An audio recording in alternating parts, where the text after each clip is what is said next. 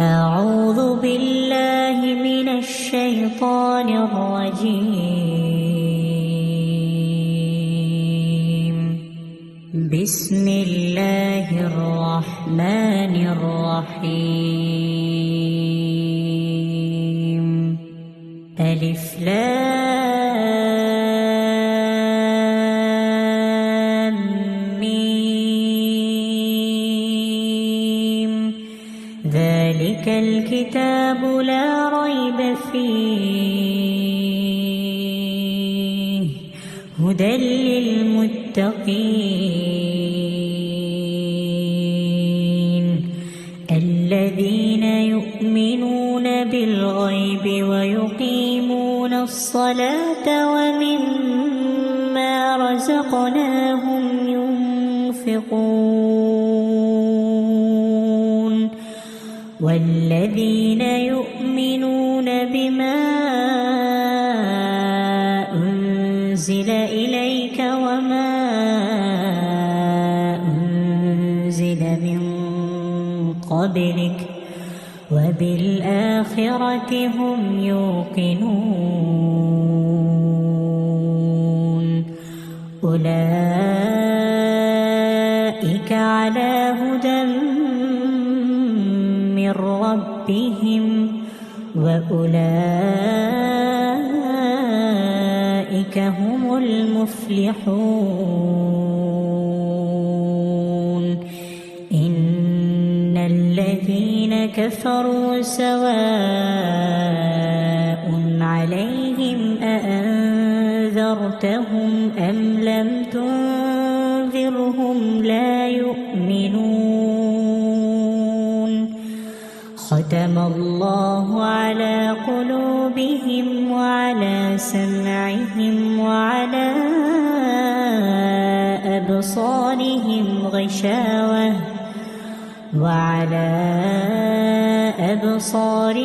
غشاوة ولهم عذاب عظيم.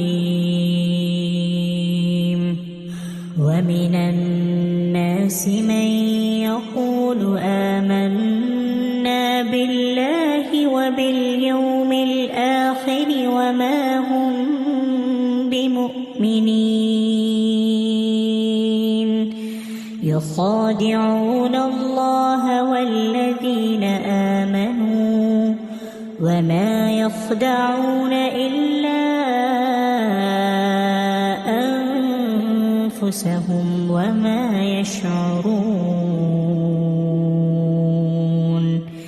في قلوبهم مرض فزادهم الله مرضا ولهم عذاب أليم بما كانوا يكذبون.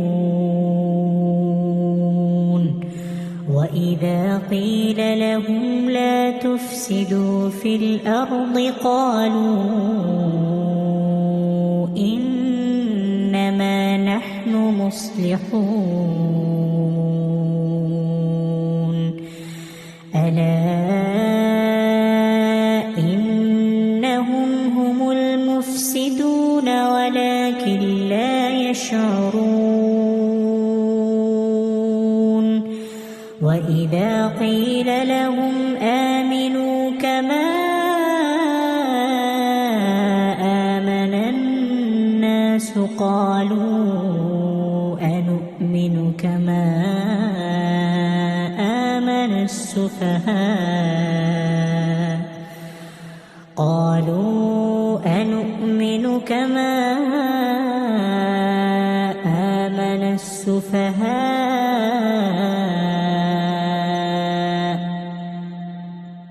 ألا إنهم هم السفهاء ولكن لا يعلمون. وإذا لقوا الذين آمنوا قالوا آمنا وإذا خلوا إلى شياطينهم قالوا إنا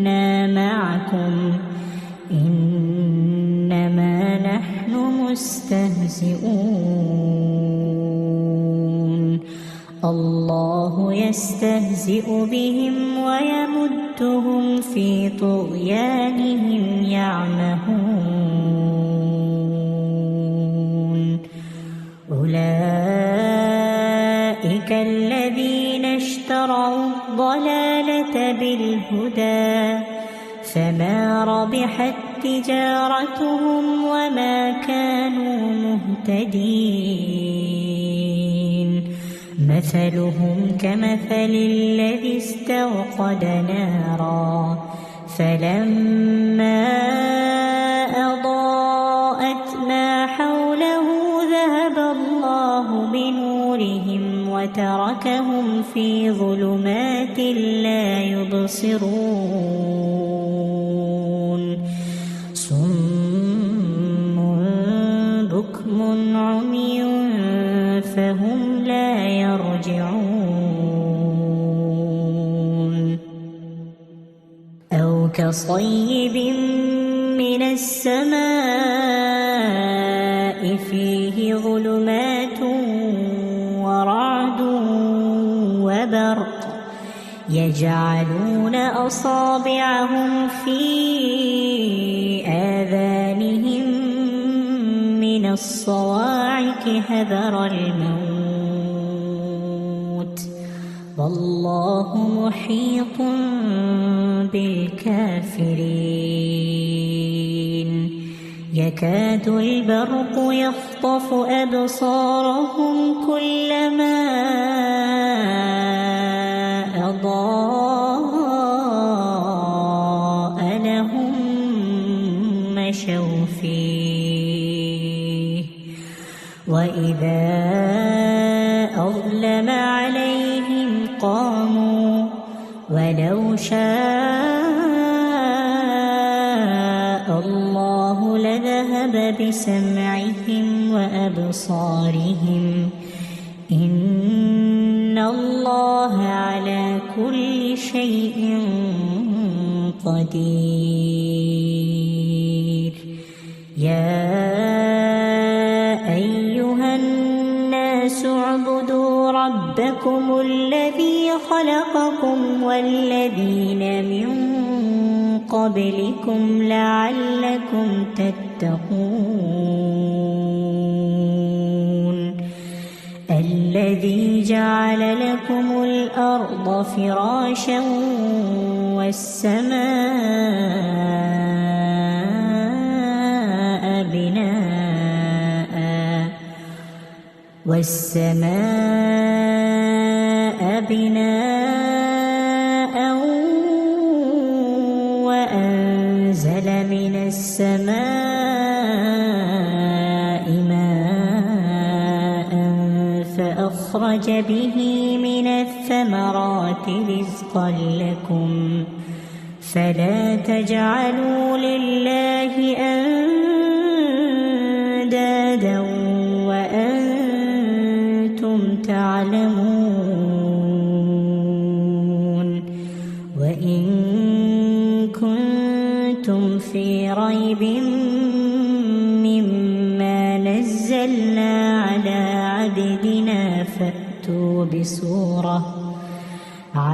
عبدنا فأتوا بسورة من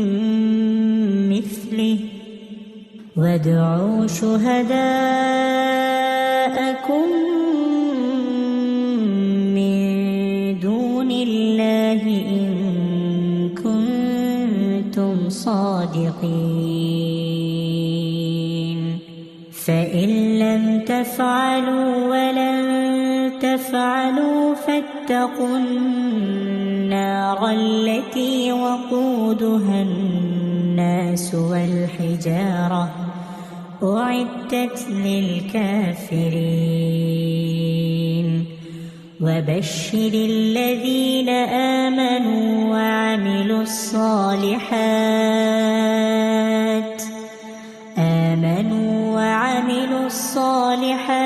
أن لهم جنات تجري من تحت تحتها الأنهار كلما رزقوا منها من ثمرة رزقا قالوا هذا الذي رزقنا من قبل وأتوا به متشابها ولهم فيها أزواج مطهرة وهم فيها خالدون إن الله لا يستحيي أن يضرب مثلا ما بعوضة فما فوقها فأما الذين آمنوا فيعلمون أنه الحق من ربهم وأما الذين كفروا فيقولون ماذا أراد الله بهذا مثلا يضل به كثيرا ويهدي به كثيرا وما يضل به إلا الفاسقين الذين ينقضون عهد الله من بعد ميثاقه ويقطعون ما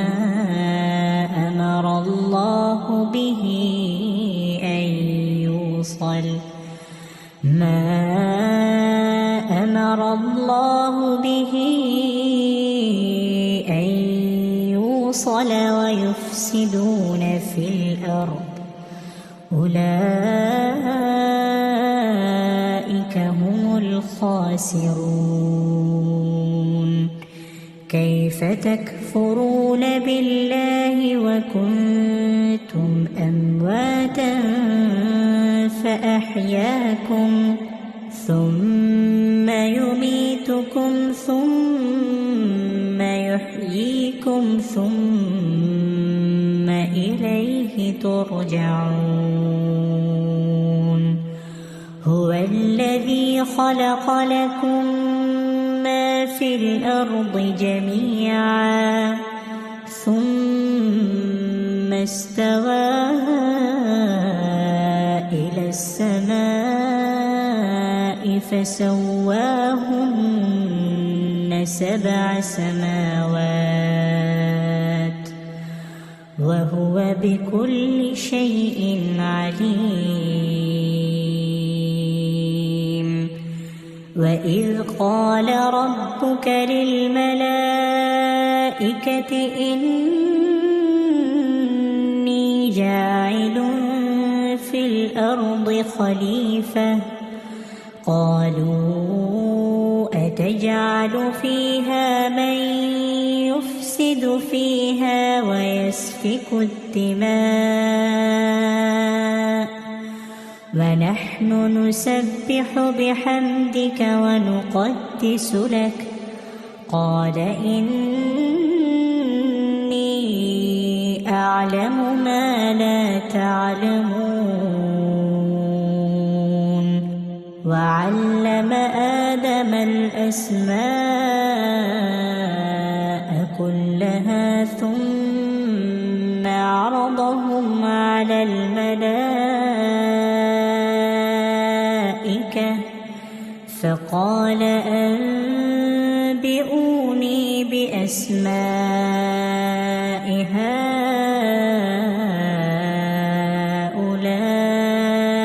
إن كنتم صادقين قالوا سبحانك لا علم لنا إلا ما علمتنا إنك أنت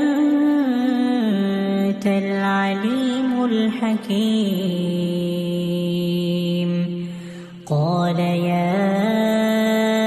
آدم أنبئهم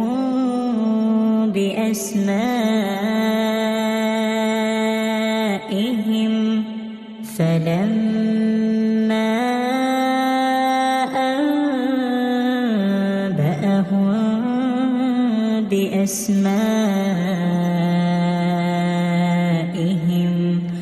قال ألم أقل لكم إني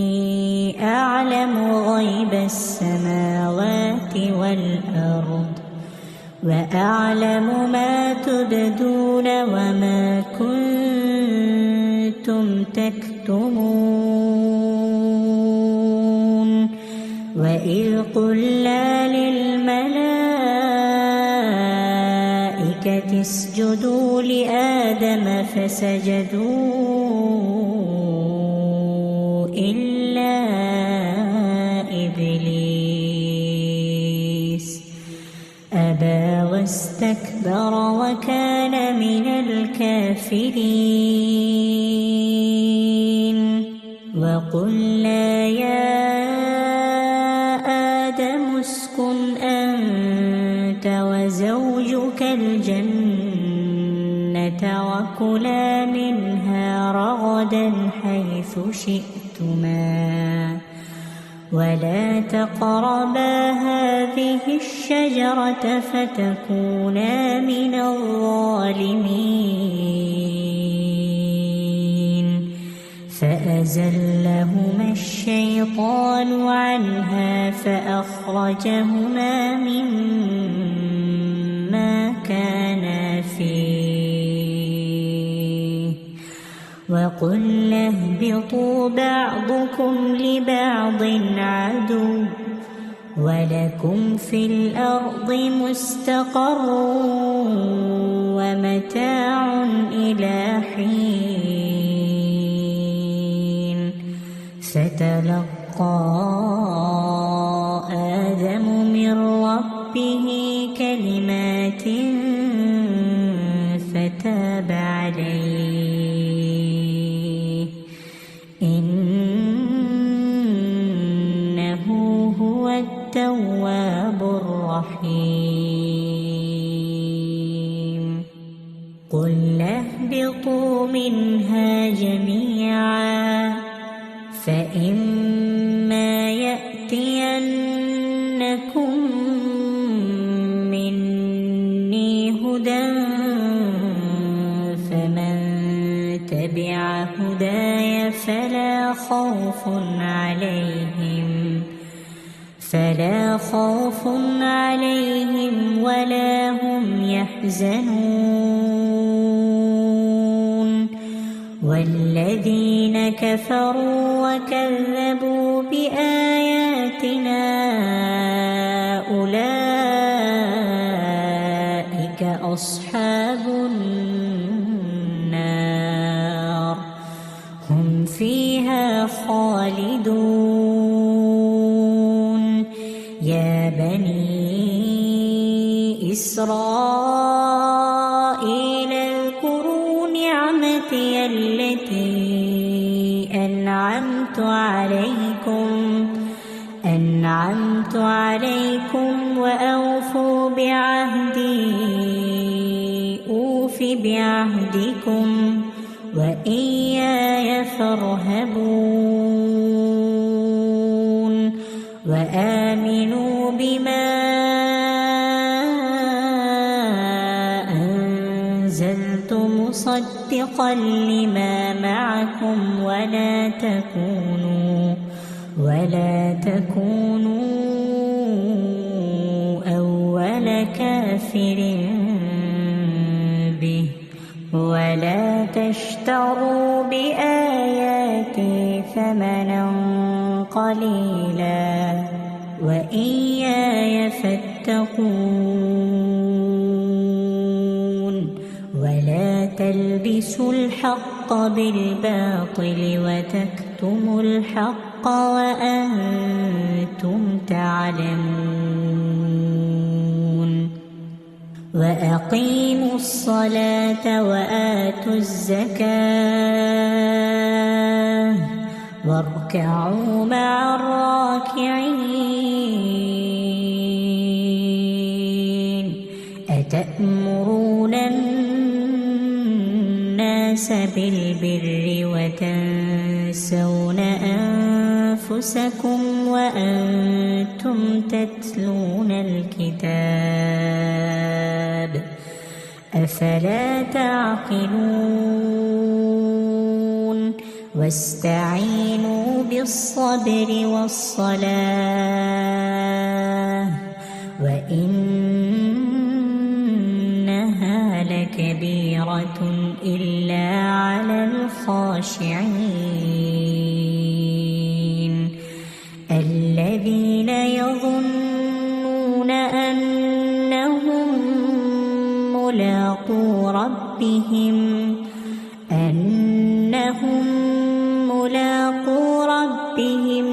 وأنهم إليه راجعون يا بني إسرائيل اذكروا نعمتي التي أنعمت عليكم وأني فضلتكم على العالمين واتقوا يوما لا تجزي نفس عن نفس شيئا ولا يقبل منها شفاعة ولا يؤخذ منها عدل ولا هم ينصرون وإذ نجيناكم من آل فرعون يسومونكم سوء العذاب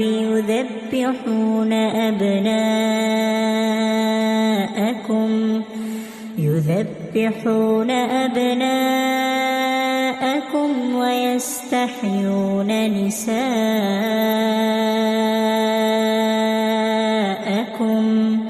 وفي ذلكم بلاء من ربكم عظيم وإذ فرقنا بكم البحر فأنجيناكم وأغرقنا آل فرعون وأنتم تنظرون وإذ واعدنا موسى 40 ليلة ثم اتخذتم العجل من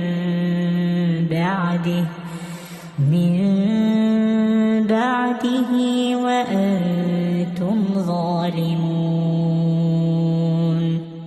ثم عفونا عنكم من بعد ذلك لعلكم تشكرون وإذ آتينا موسى الكتاب والفرقان لعلكم تهتدون وإذ قال موسى لقومه يا قوم إنكم ظلمتم أنفسكم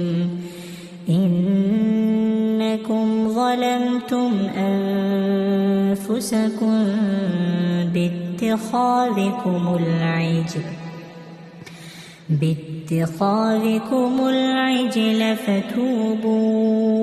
إلى بارئكم فاقتلوا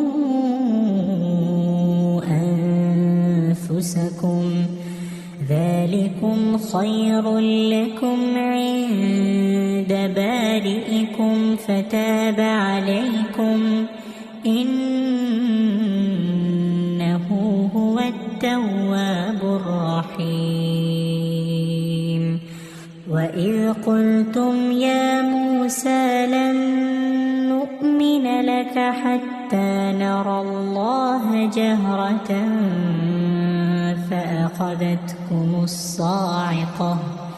فأخذتكم الصاعقة وأنتم تنظرون ثم بعثناكم من بعد موتكم لعلكم تشكرون وظللنا عليكم الغمام وأنزلنا عليكم المن والسلوى كلوا من طيبات ما رزقناكم وما ظلمونا ولكن كانوا أنفسهم يظلمون وإذ قلنا ادخلوا هذه القرية فكلوا منها حيث شئتم رغدا وادخلوا الباب سجدا وقولوا حطة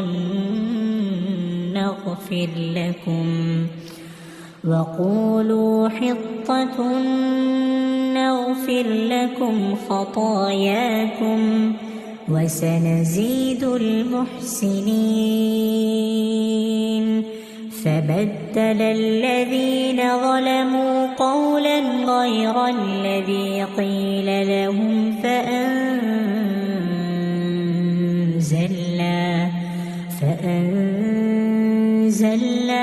على الذين ظلموا رجزا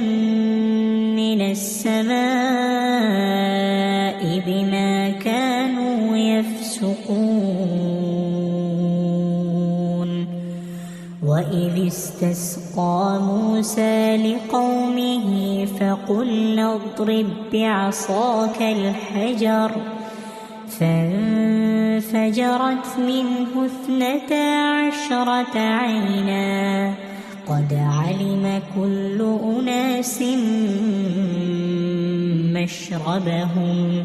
كلوا واشربوا من رزق الله ولا تعثوا في الأرض مفسدين وإذ قلتم يا موسى لن نصبر على طعام واحد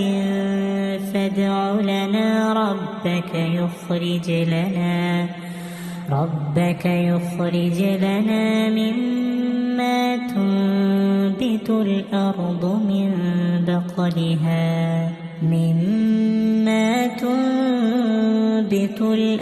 من بقلها وقثائها وفومها وعدسها وبصلها قال أتستبدلون الذي هو أدنى بالذي هو خير اهبطوا مصرا فإن لكم ما سألتم وضربت عليهم الذلة والمسكنة وباءوا بغضب من الله ذلك بأنهم كانوا يكفرون بآيات الله ويقتلون النبيين بغير الحق ذلك بما عصوا وكانوا يعتدون إن الذين آمنوا والذين هادوا والنصارى والصابئين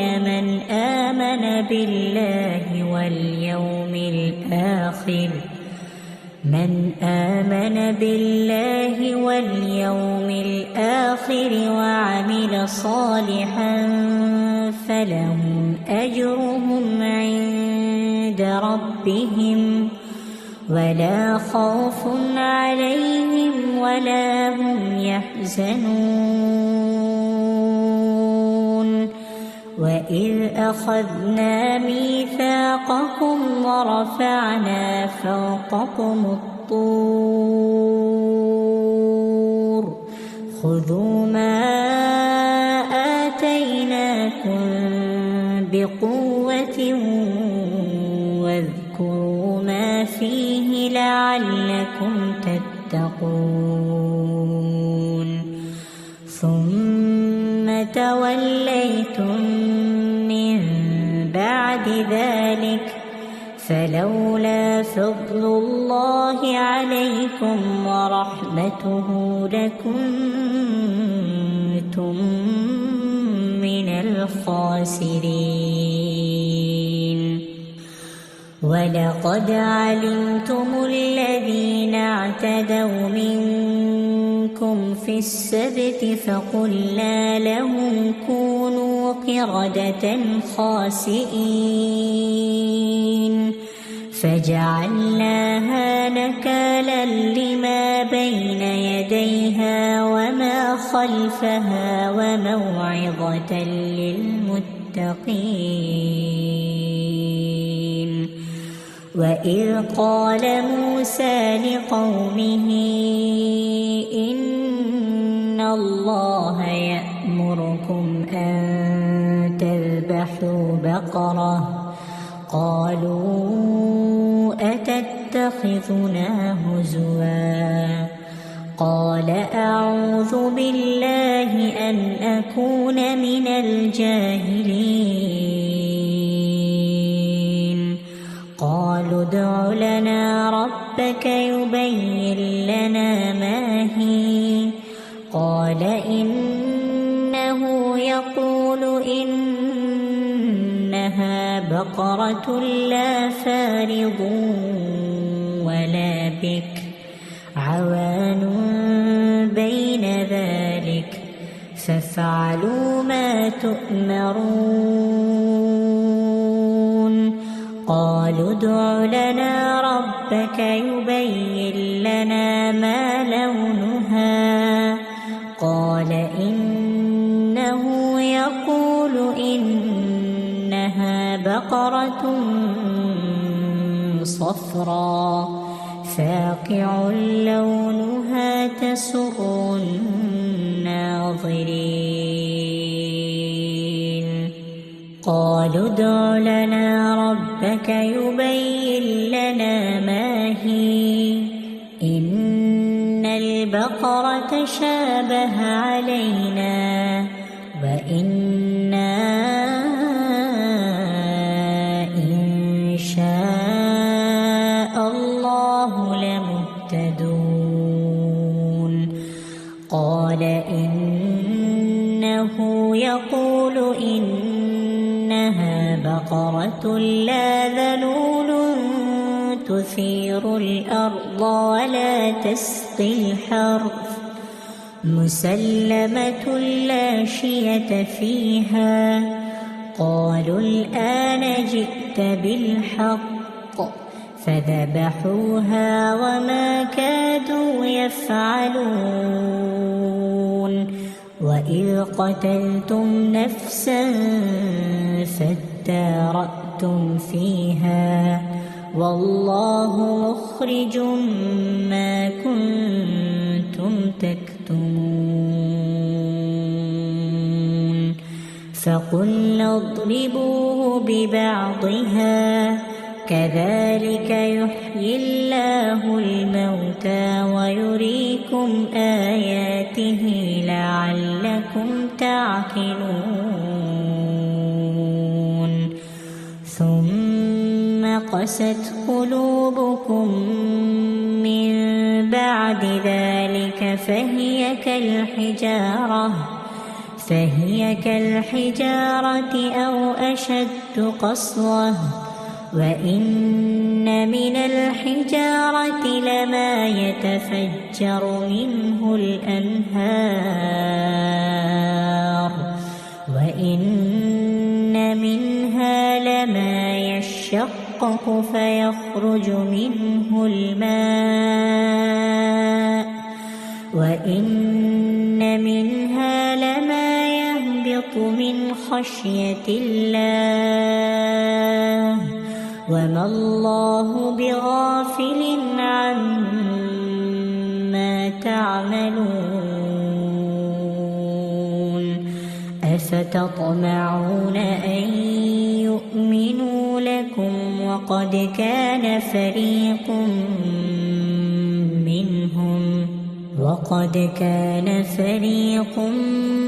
منهم يسمعون كلام الله ثم يحرفونه من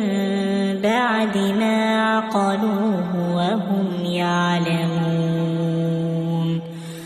وإذا لقوا الذين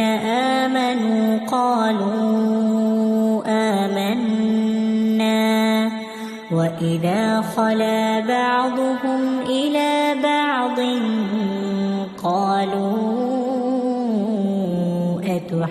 أتحدثونهم بما فتح الله عليكم ليحاجوكم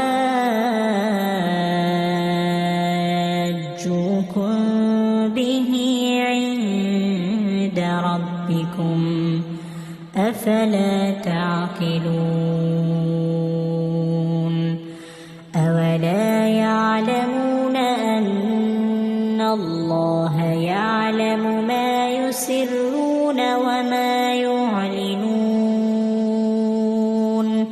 ومنهم أميون لا يعلمون الكتاب إلا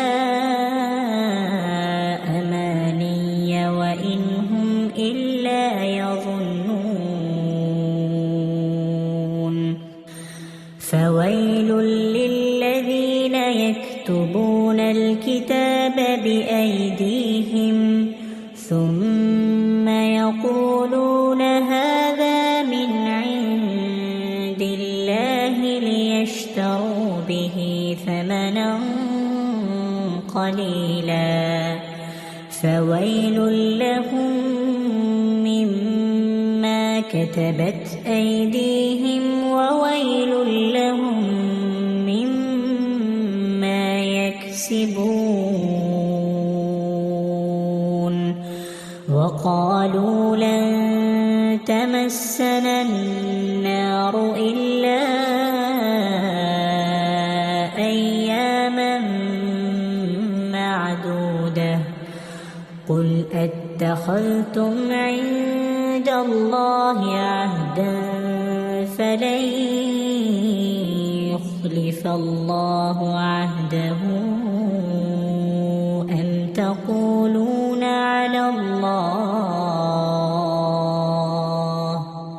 أم تقولون على الله ما لا تعلمون بلى من كسب سيئة وأحاطت به خطيئته فأولئك أصحاب النار هم فيها خالدون والذين آمنوا وعملوا الصالحات أولئك أصحاب الجنة هم فيها خالدون وإذ أخذنا ميثاق بني إسرائيل لا تعبدون إلا الله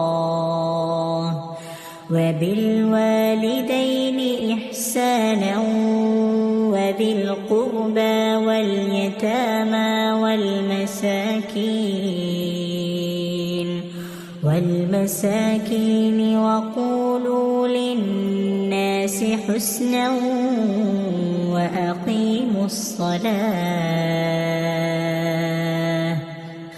وأقيموا الصلاة وآتوا الزكاة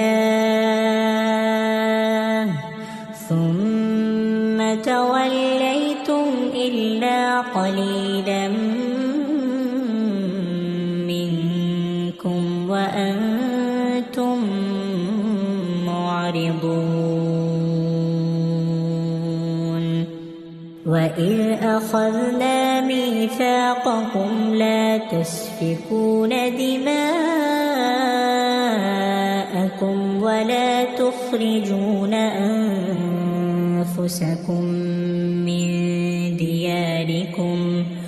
ولا تخرجون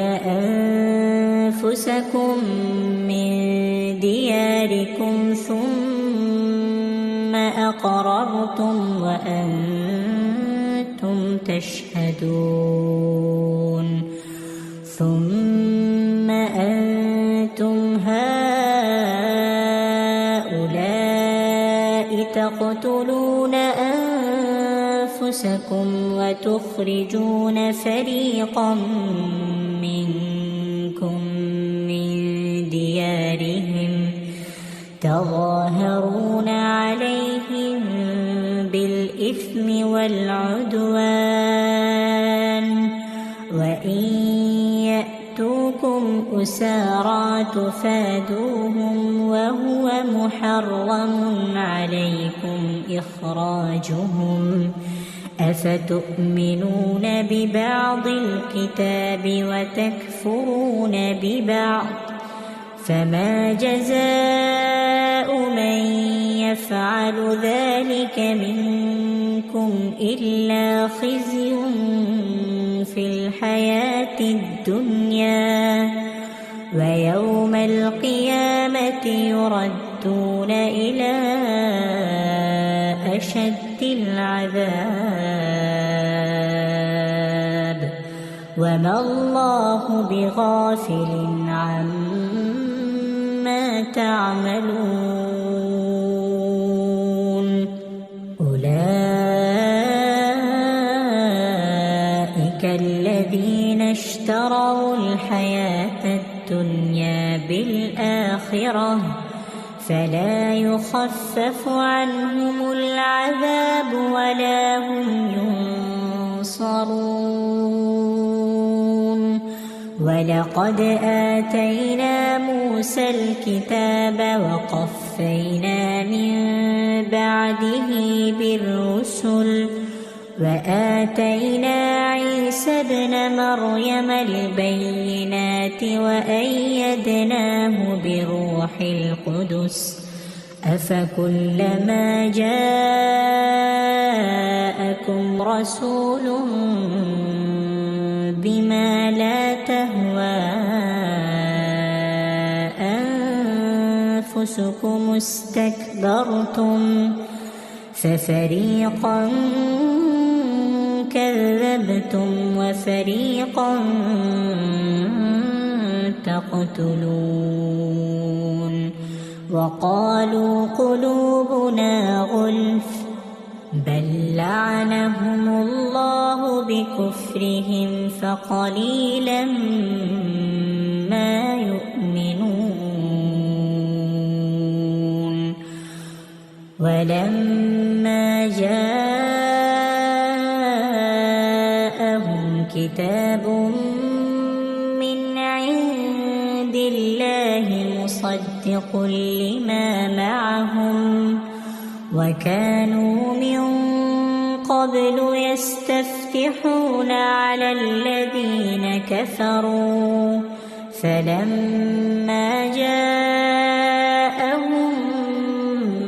ما عرفوا كفروا به فلعنة الله على الكافرين بئس ما اشتروا به أنفسهم أن يكفروا بما أنزل الله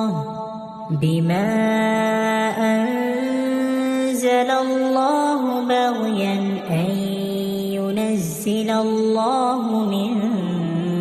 فضله على من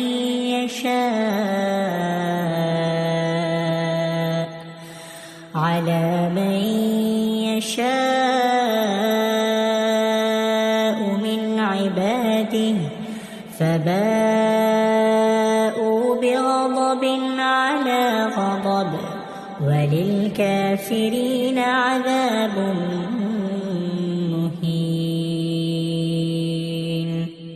وإذا قيل لهم آمنوا بما أنزل الله قالوا نؤمن بما أنزل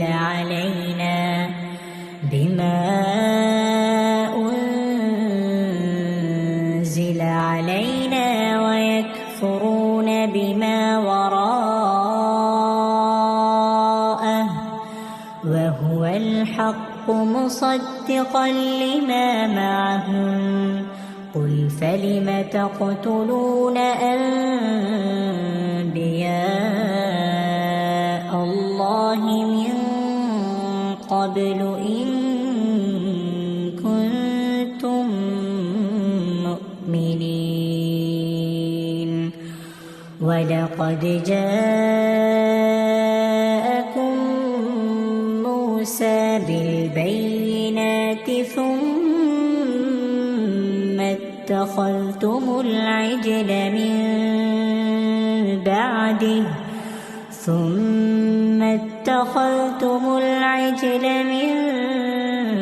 بعده وأنتم ظالمون. وإذ أخذنا ميثاقكم ورفعنا فوقكم الطور خذوا ما آتيناكم بقوة واسمعوا.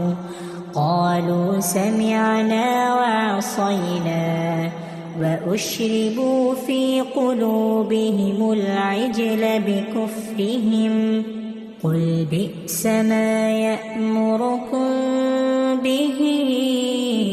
إيمانكم إن كنتم مؤمنين. قل إن كانت لكم الدار الآخرة عند الله خالصة من دون الناس فتمنوا الموت إن كنتم صادقين.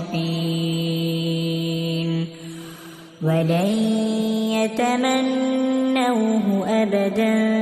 بما قدمت أيديهم والله عليم بالظالمين. ولتجدنهم أحرص الناس على حياة ومن الذين أشركوا يود أحدهم لو يعمر 1000 سنة وما هو بمزحزحه من العذاب أن يعمر والله بصير بما يعملون. قل من كان عدوا لجبريل فإنه نزله على قلبك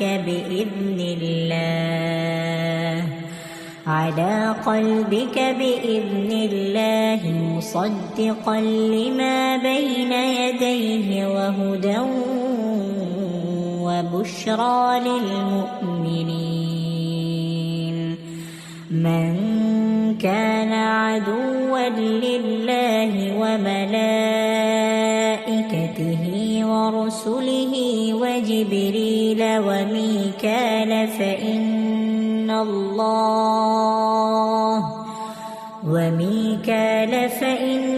الله عدو للكافرين. ولقد أنزلنا إليك آيات بينات وما يكفر بها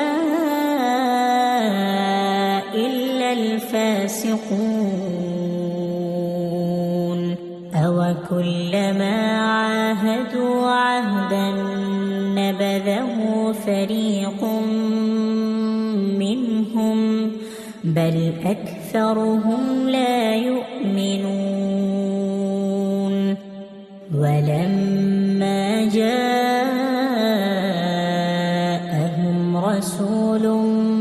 مِّنْ عِندِ اللَّهِ مُصَدِّقٌ لِّمَا مَعَهُمْ نَبَذَ فَرِيقٌ مِّنَ الَّذِينَ أُوتُوا كِتَابَ اللَّهِ وَرَاءَ ظُهُورِهِمْ كَأَنَّهُمْ لَا يَعْلَمُونَ وَاتَّبَعُوا مَا تَتْلُو الشَّيَاطِينُ عَلَى مُلْكِ سُلَيْمَانَ وَمَا كَفَرَ سُلَيْمَانُ وَلَكِنَّ الشَّيَاطِينَ كَفَرُوا يُعَلِّمُونَ النَّاسَ السِّحْرَ وَمَا أُنزِلَ عَلَى الْمَلَكَيْنِ بِبَابِلَ هَارُوتَ وَمَارُوتَ وَمَا يُعَلِّمَانِ مِنْ أَحَدٍ حَتَّى يَقُولَا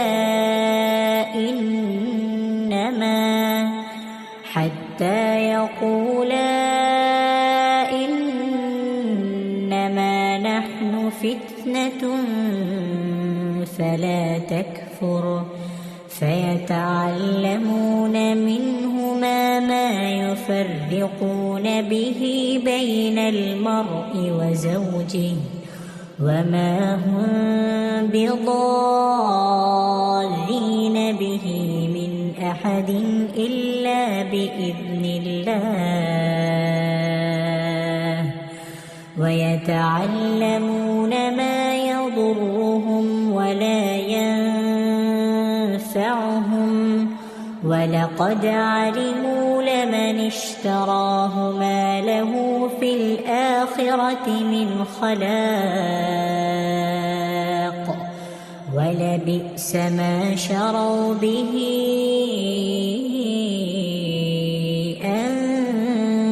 أَنفُسَهُمْ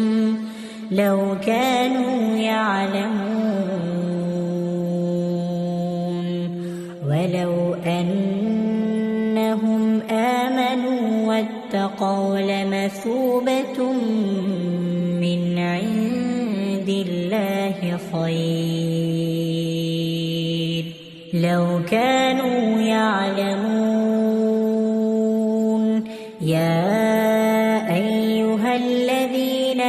آمَنُوا لَا تَقُولُوا رَاعِنَا وَقُولُوا انظُرْنَا وَاسْمَعُوا وَلِلْكَافِرِينَ عَذَابٌ أَلِيمٌ مَا يَوَدُّ الَّذِينَ كَفَرُوا مِنْ أَهْلِ الْكِتَابِ وَلَا الْمُشْرِكِينَ أَن يُنَزَّلَ عَلَيْكُم مِّنْ خَيْرٍ مِّن رَّبِّكُمْ وَاللَّهُ يَخْتَصُّ بِرَحْمَتِهِ مَن يَشَاءُ وَاللَّهُ ذُو الْفَضْلِ الْعَظِيمِ مَا نَنسَخْ مِنْ آيَةٍ أَوْ نُنسِهَا نَأْتِ بِخَيْرٍ مِّنْهَا أَوْ مِثْلِهَا أَلَمْ تَعْلَمْ أَنَّ اللَّهَ عَلَى كُلِّ شَيْءٍ قَدِيرٌ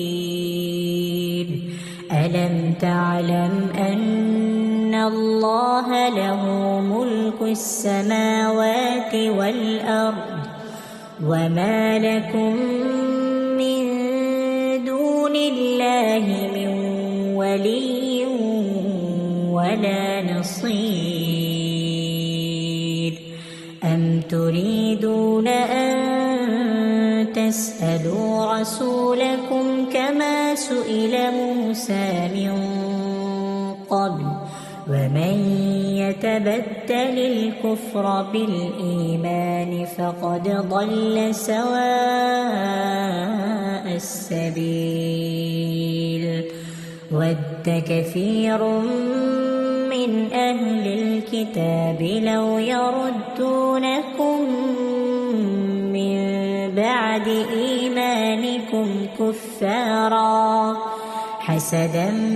من عند أنفسهم من بعد ما تبين لهم الحق فاعفوا واصفحوا حتى يأتي الله بأمره إن الله على كل شيء قدير وأقيموا الصلاة وآتوا الزكاة وما تقدموا لأنفسكم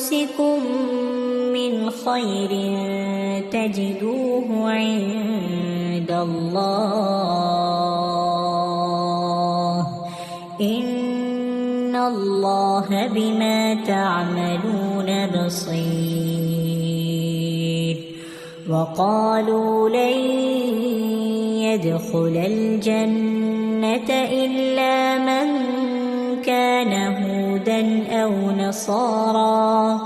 تلك أمانيهم قل هاتوا برهانكم إن كنتم صادقين بلى من أسلم وجهه لله وهو محسن فله أجره عند ربه ولا خوف عليهم ولا هم يحزنون وقالت اليهود ليست النصارى على شيء وقالت النصارى ليست اليهود على شيء وهم يتلون الكتاب كذلك قال الذين لا يعلمون مثل قولهم فالله يحكم بينهم يوم القيامة فيما كانوا فيه يختلفون ومن أظلم ممن منع مساجد الله أن يذكر فيها اسمه وسعى في خرابها أولئك ما كان لهم أن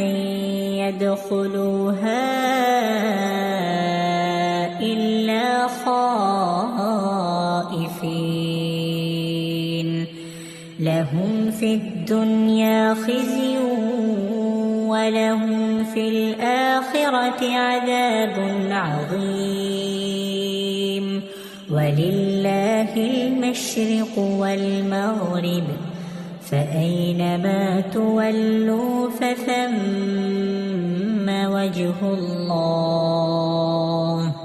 إن الله واسع عليم وقالوا اتخذ الله ولدا سبحانه بل له ما في السماوات والأرض كل له قانتون بديع السماوات والأرض وإذا قضى أمرا فإنما يقول له كن فيكون وقال الذين لا يعلمون لولا يكلمنا الله أو تأتينا آية كذلك كذلك قال الذين من قبلهم مثل قولهم تشابهت قلوبهم قد بينا الآيات لقوم يوقنون إنا أرسلناك بالحق بشيرا ونذيرا ولا تسأل عن أصحاب الجحيم ولن ترضى عنك اليهود ولا النصارى حتى تتبع ملتهم قل إن هدى الله هو الهدى ولئن اتبعت أهواءهم بعد الذي جاءك من العلم ما لك من الله من ولي ولا نصير الذين آتيناهم الكتاب يتلونه حق تلاوته أولئك يؤمنون به ومن يكفر به فأولئك هم الخاسرون يا بني إسرائيل اذكروا نعمتي التي أنعمت عليكم وأني فضلتكم على العالمين واتقوا يوما لا تجزي نفس عن نفس شيئا ولا يقبل منها عدل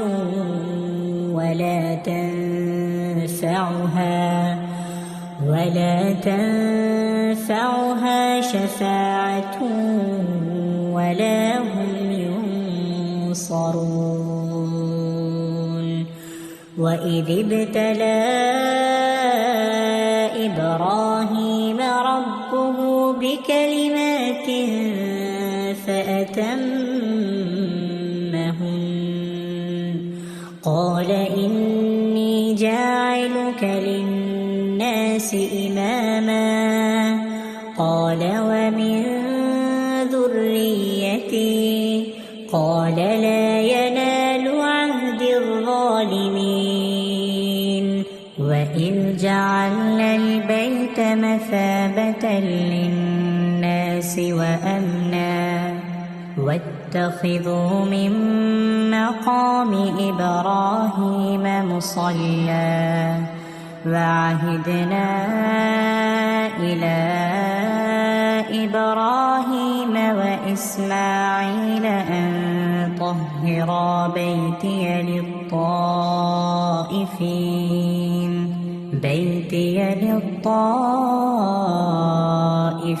والعاكفين والركع السجود وإذ قال إبراهيم رب اجعل هذا بلدا آمنا وارزق أهله من الثمرات من آمن منهم بالله واليوم الآخر قال ومن كفر فأمتعه قليلا ثم أضطره إلى عذاب النار وبئس المصير وإذ يرفع إبراهيم القواعد من البيت وإسماعيل ربنا تقبل منا إنك أنت السميع العليم ربنا واجعلنا مسلمين لك ومن ذريتنا أمة مسلمة لك وأرنا مناسكنا وتب علينا إنك أنت التواب الرحيم ربنا وابعث فيهم رسولا منهم يتلو عليهم آياتك ويعلمهم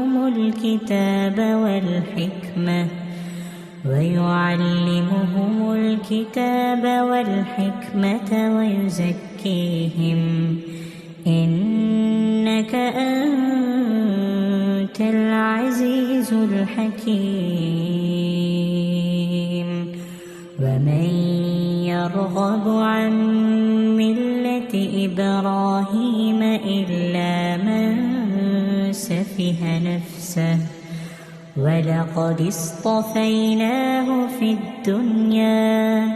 وإنه في الآخرة لمن الصالحين إذ قال له ربه أسلم قال أسلمت لرب العالمين ووصى بها إبراهيم بنيه ويعقوب يا بني إن الله اصطفى لكم الدين فلا تموتن إلا وأنتم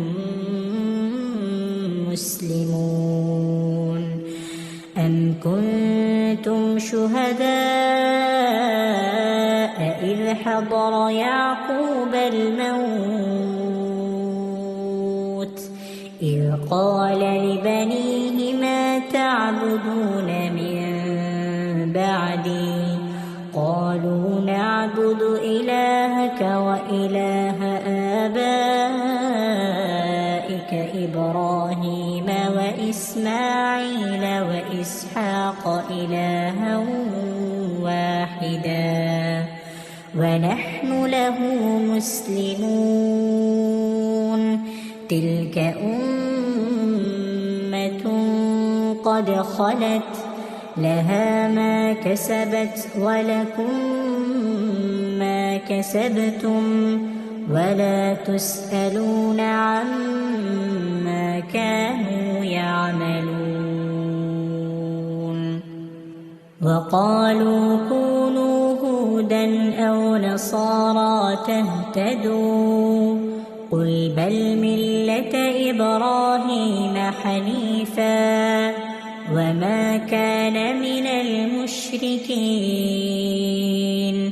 قولوا آمنا بالله وما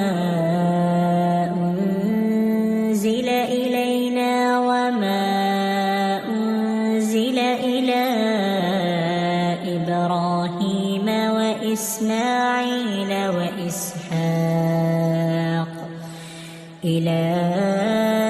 إبراهيم وإسماعيل وإسحاق ويعقوب والأسباط وما أوتي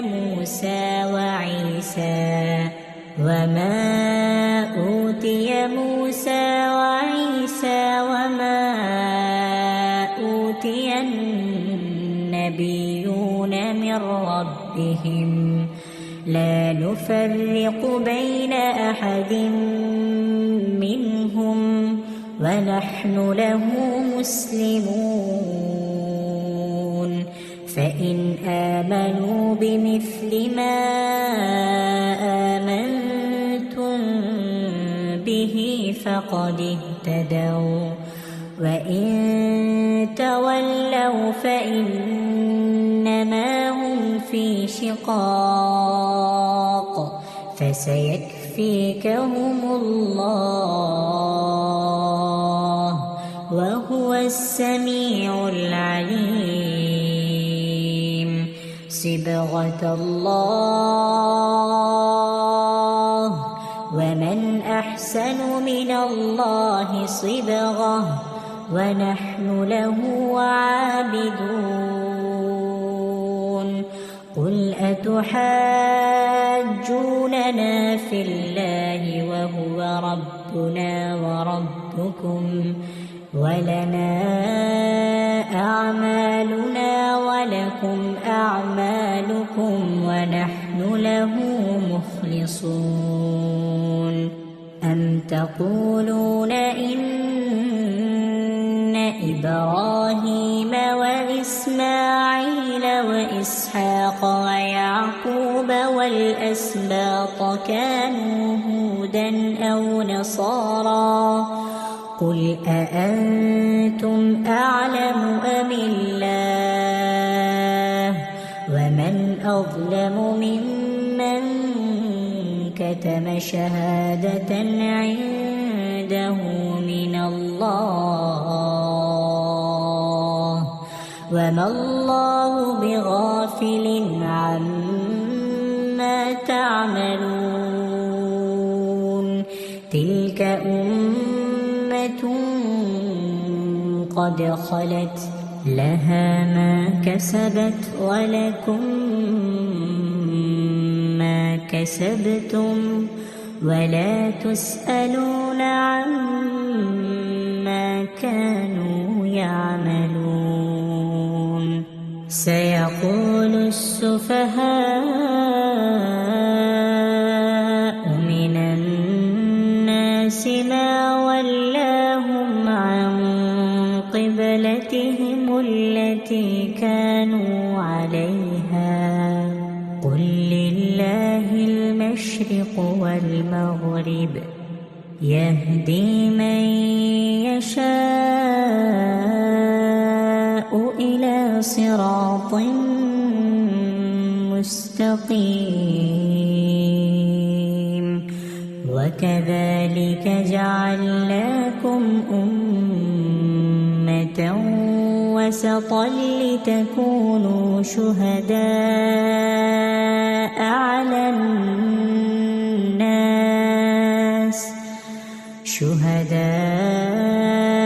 على الناس ويكون الرسول عليكم شهيدا وما جعلنا القبلة التي كنت عليها إلا لنعلم من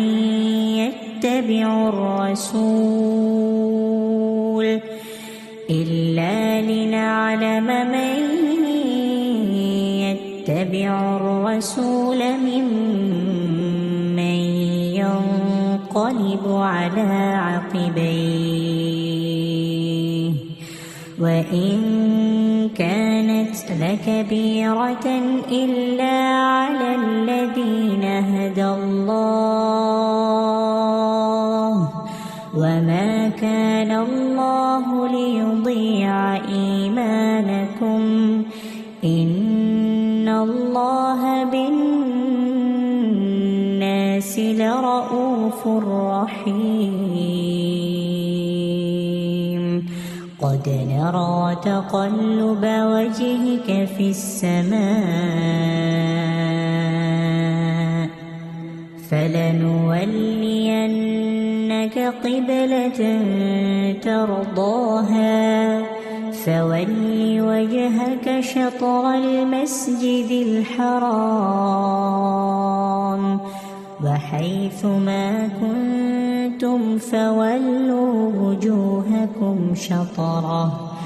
وإن الذين أوتوا الكتاب ليعلمون أنه الحق من ربهم وما الله بغافل عما يعملون ولئن أتيت الذين أوتوا الكتاب بكل آية ما تبعوا قبلتك وما أنت بتابع قبلتهم وما بعضهم بتابع قبلة بعض ولئن اتبعت أهواءهم من بعد ما جاءك من العلم إنك إذا لمن الظالمين. الذين آتيناهم الكتاب يعرفونه كما يعرفون أبناءهم وإن فريقا منهم ليكتمون الحق وهم يعلمون. الحق من ربك فلا تكونن من الممترين. ولكل وجهة هو موليها فاستبقوا الخيرات أينما تكونوا يأت بكم الله جميعا إن الله على كل شيء قدير. ومن حيث خرجت فول وجهك شطر المسجد الحرام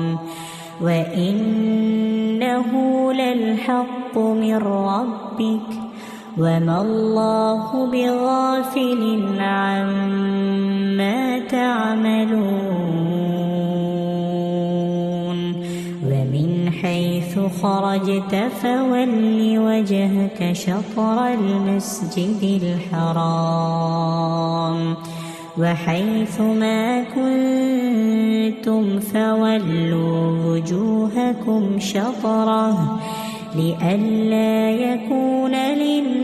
للناس عليكم حجة إلا الذين ظلموا منهم فلا تخشوهم واخشوني ولأتم نعمتي عليكم ولعلكم تهتدون. كما أرسلنا فيكم رسولا منكم يتلو عليكم آياتنا ويزكيكم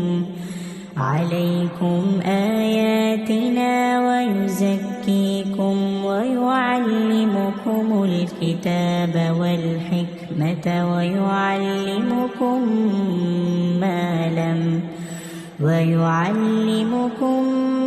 ما لم تكونوا تعلمون. فاذكروني أذكركم واشكروا لي ولا تكفرون. يا أيها الذين آمنوا استعينوا بالصبر والصلاة إن الله مع الصابرين. ولا تقولوا لمن يقتل في سبيل الله أموات بل أحياء ولكن لا تشعرون. ولنبلونكم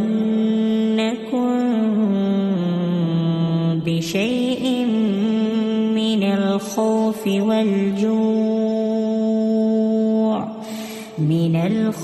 والجوع ونقص من الأموال والأنفس والثمرات وبشر الصابرين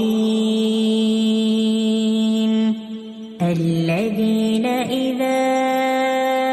أصابتهم مصيبة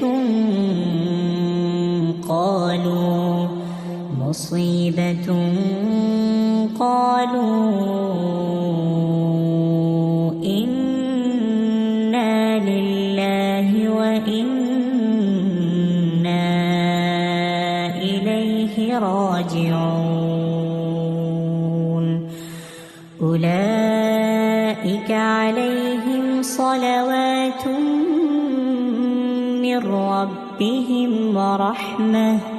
وأولئك هم المهتدون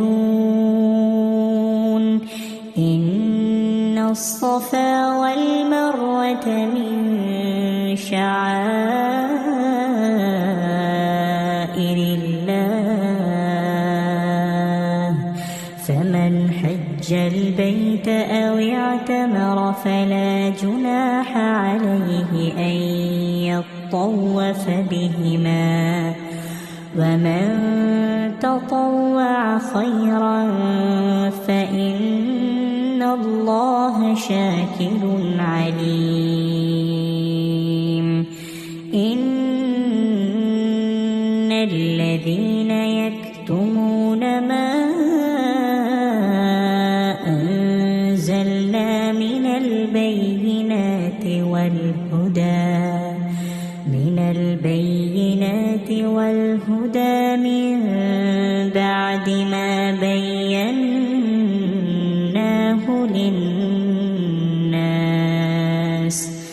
من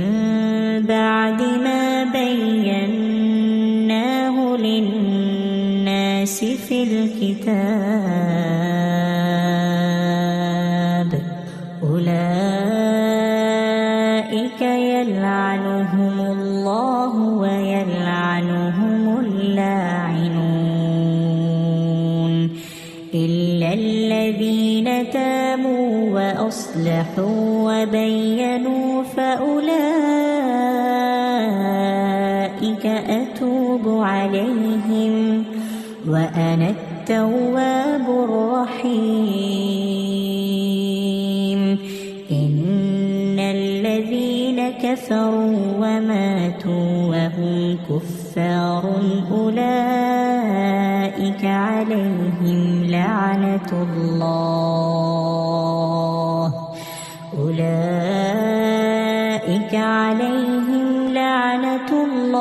والملائكة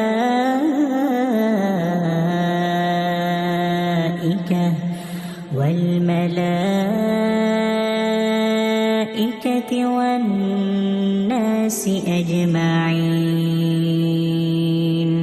خالدين فيها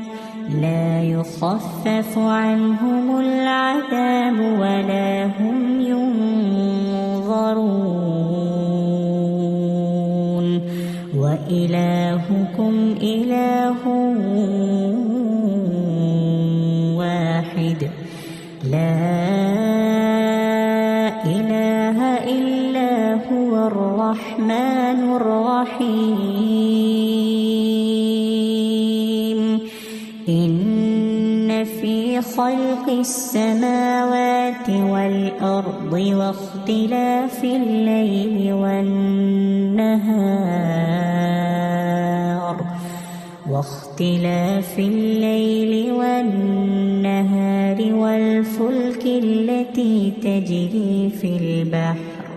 والفلك التي تجري في البحر بما ينفع الناس وما أنزل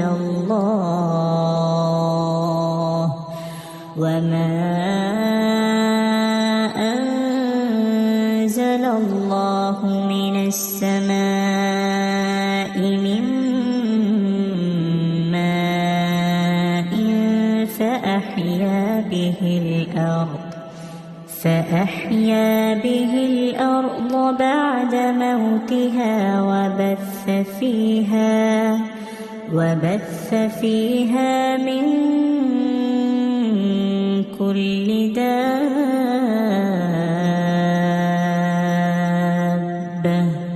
وتصريف الرياح والسحاب المسخر بين السماء الأرض لآيات لقوم يعقلون ومن الناس من يتخذ من دون الله أندادا يحبونهم كحب الله والذين آمنوا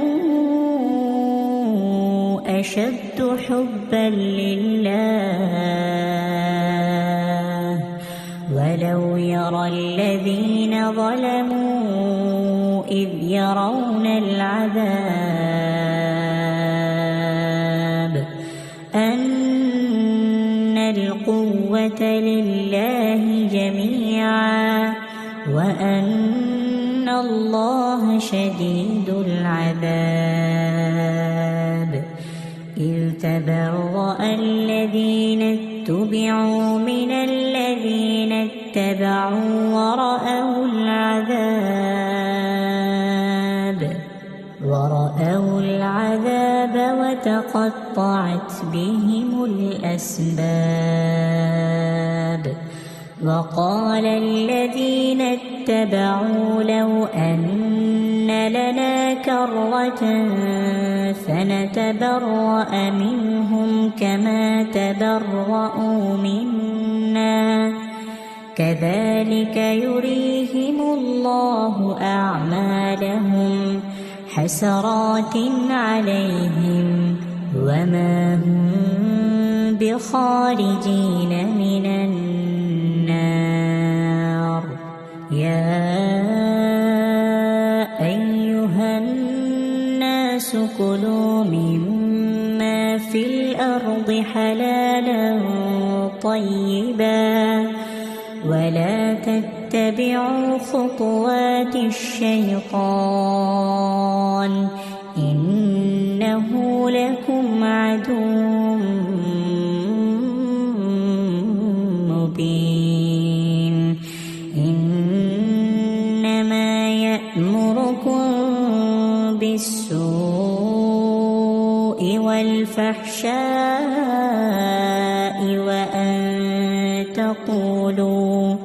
وأن تقولوا على الله ما لا تعلمون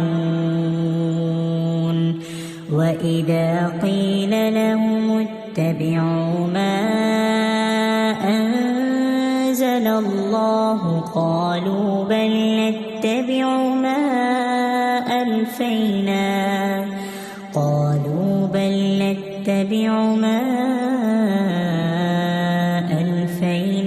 عليه آباءنا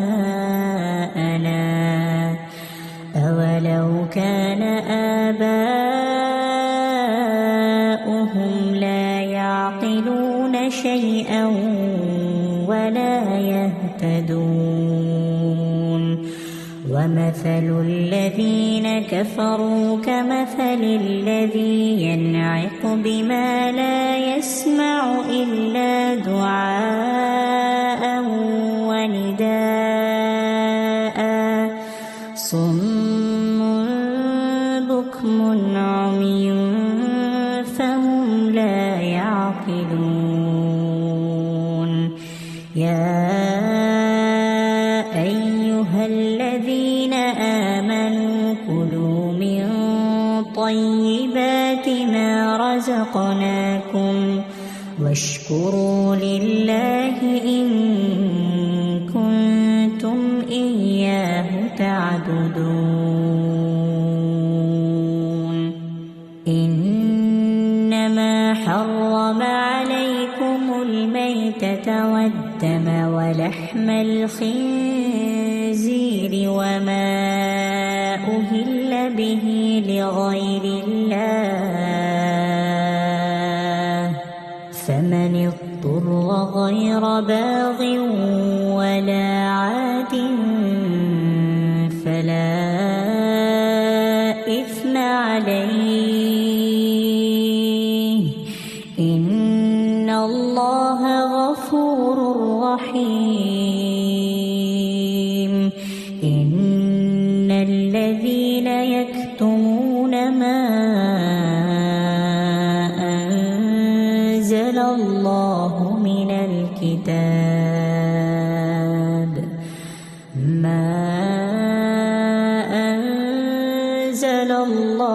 من الكتاب ويشترون به ثمنا قليلا أولئك ما يأكلون في بطونهم إلا النار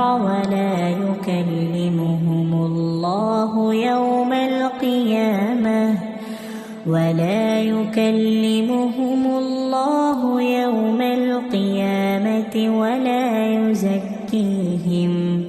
ولهم عذاب أليم أولئك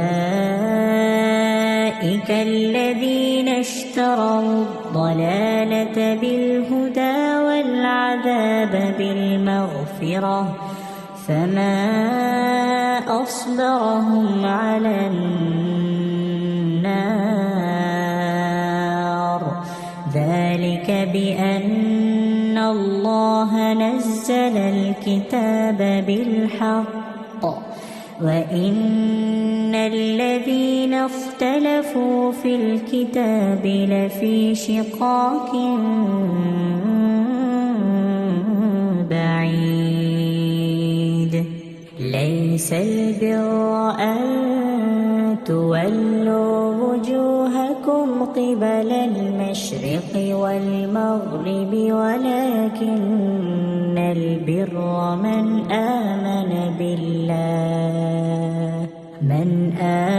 بالله واليوم الآخر والملائكة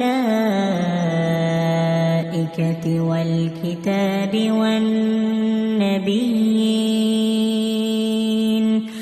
وآتى المال على حبه ذوي القربى واليتامى والمساكين وابن السبيل والسائلين وفي الرقاب وأقام الصلاة وآتى الزكاة والموفون بعهدهم إذا عاهدوا والصابرين في البأساء والضراء وحين البأس أولئك الذين صدقوا وأولئك هم المتقون يا أيها الذين آمنوا كتب عليكم القصاص في القتلى الحر بالحر والعبد بالعبد والأنثى بالأنثى فمن عفي له من أخيه شيء فاتباع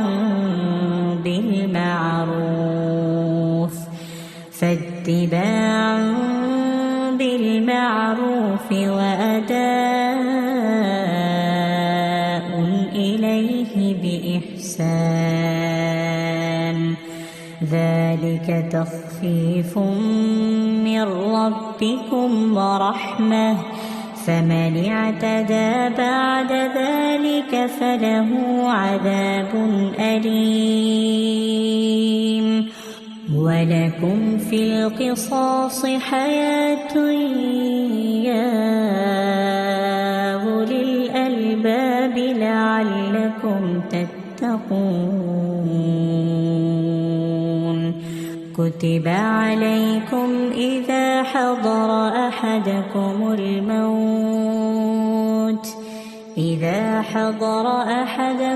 الموت إن ترك خيرا الوصية للوالدين الوصية للوالدين والأقربين بالمعروف حقا على المتقين فمن بدله بعدما سمعه فإنما إثمه على الذين يبدلونه إن الله سميع عليم فمن خاف من موص جنفا أو إثما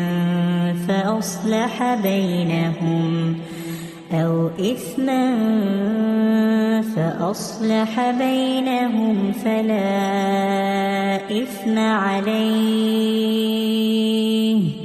إن الله غفور رحيم يا أيها الذين آمنوا كتب عليكم الصيام كما كتب على الذين من قبلكم لعلكم تتقون أياما معدودات فمن كان منكم مريضا أو على سفر فعدة من أيام أخر وعلى الذين يطيقونه فدية طعام مسكين فمن تطوع خيرا فهو خير له وأن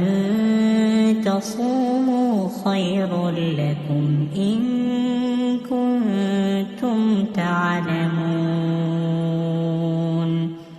شهر رمضان الذي أنزل فيه القرآن هدى للناس وبينات من الهدى والفرقان فمن شهد منكم الشهر فليصمه ومن كان مريضا أو على سفر فعدة من أيام أخر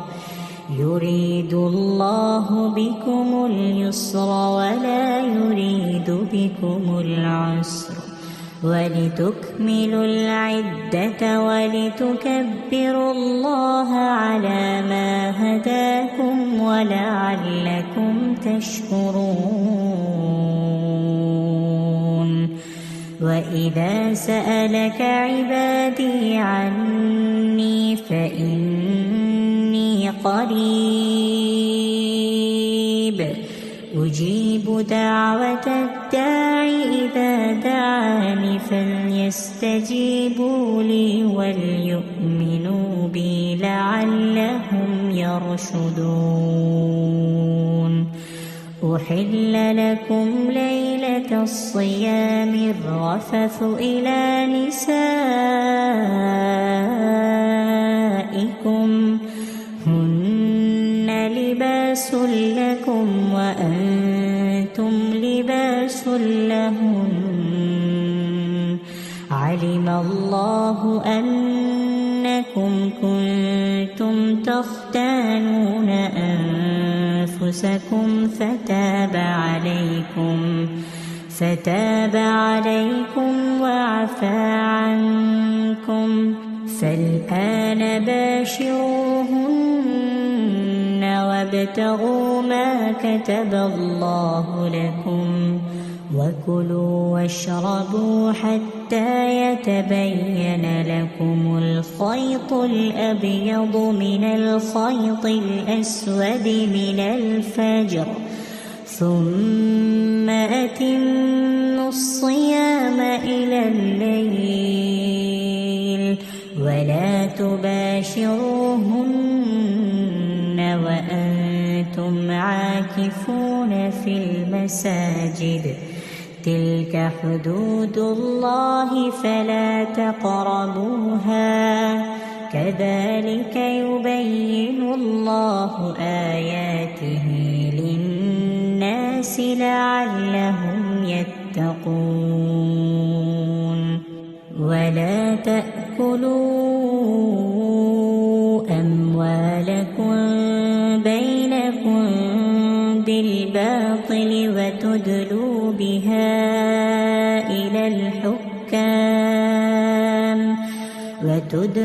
بها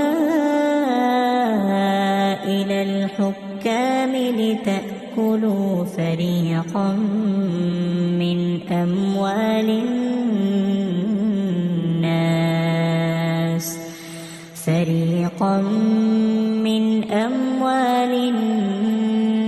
الناس بالإثم وأنتم تعلمون يسألونك عن الأهلة قل هي مواقيت للناس والحج وليس البر بأن تأتوا البيوت من ظهورها ولكن البر من اتقى وأتوا البيوت من أبوابها واتقوا الله لعلكم تفلحون وقاتلوا في سبيل الله الذين يقاتلونكم ولا تعتدوا إن الله لا يحب المعتدين واقتلوهم حيث ثقفتموهم وأخرجوهم من حيث أخرجوكم والفتنة أشد من القتل ولا تقاتلوهم عند المسجد الحرام حتى يقاتلوكم فيه فإن قاتلوكم فاقتلوهم كذلك جزاء الكافرين فإن انتهوا فإن الله غفور رحيم وقاتلوهم حتى لا تكون فتنة ويكون الدين لله فإن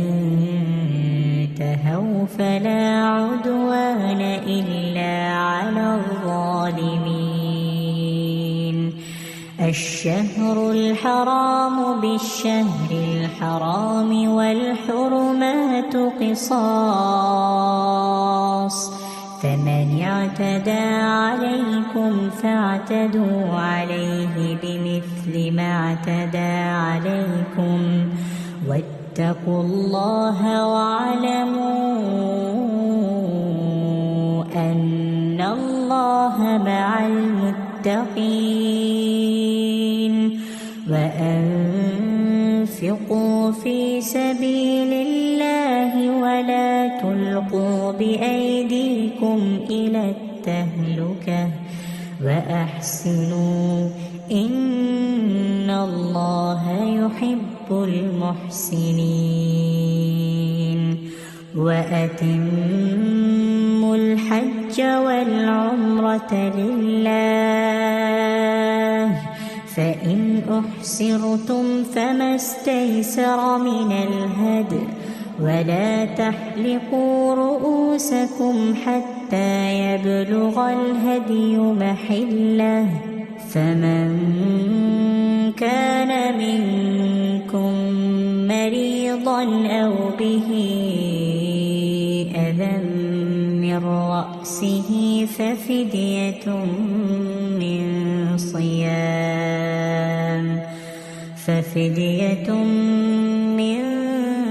صيام أو صدقة أو نسك فإذا أمنتم فمن تمتع بالعمرة إلى الحج فما استيسر من الهدي